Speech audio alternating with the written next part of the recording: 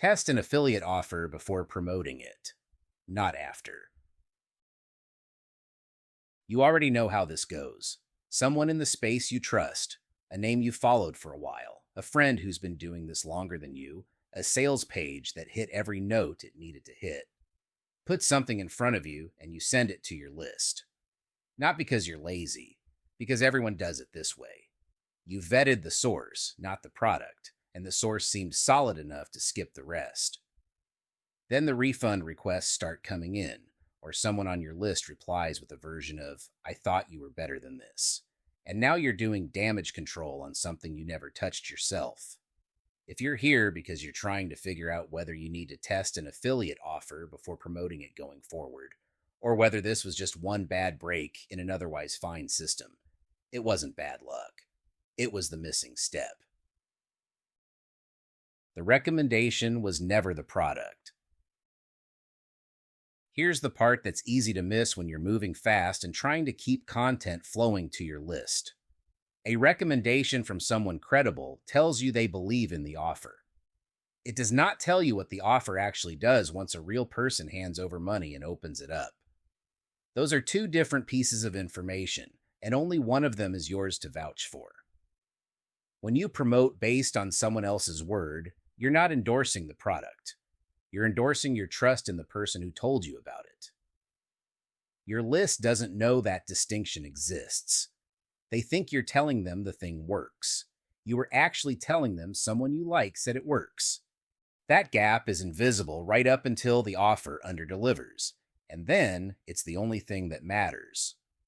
Nobody on your list is going to say, "Well, he trusted the guy who recommended it, so it's not really his fault."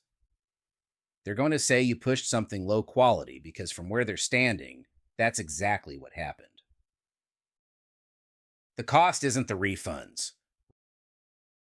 Refund requests are annoying, but they're not the real damage. The real damage is that the next email you send gets read with a little more suspicion than the one before it. Trust with a list doesn't erode all at once. It erodes one instance at a time.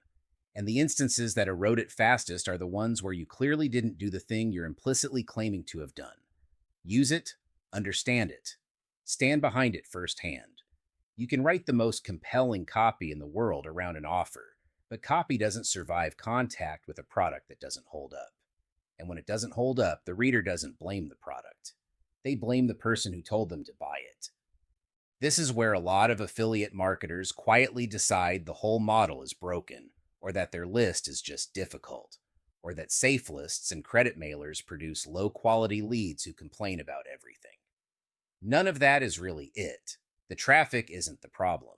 The promotion process is the problem, and it's fixable in a way that doesn't require you to overhaul anything else about how you operate.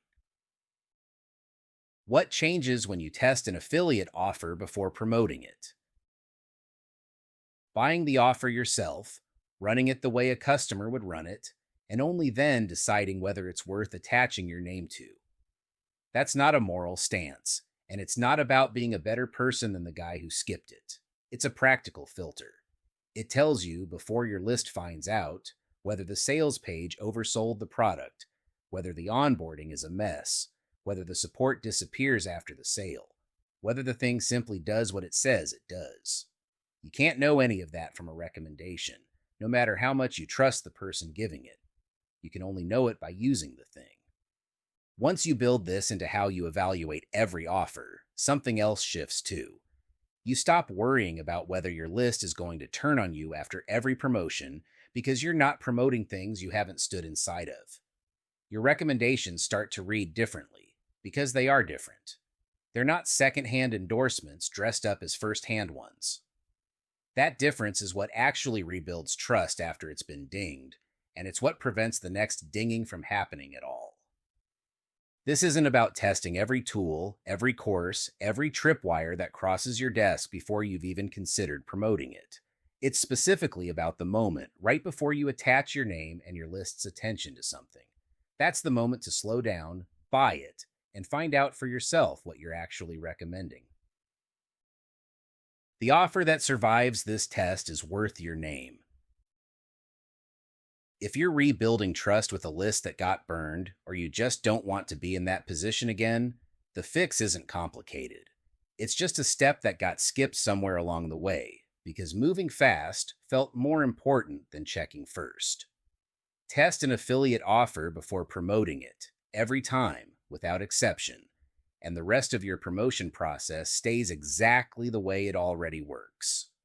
You're just not gambling your name on things you haven't touched.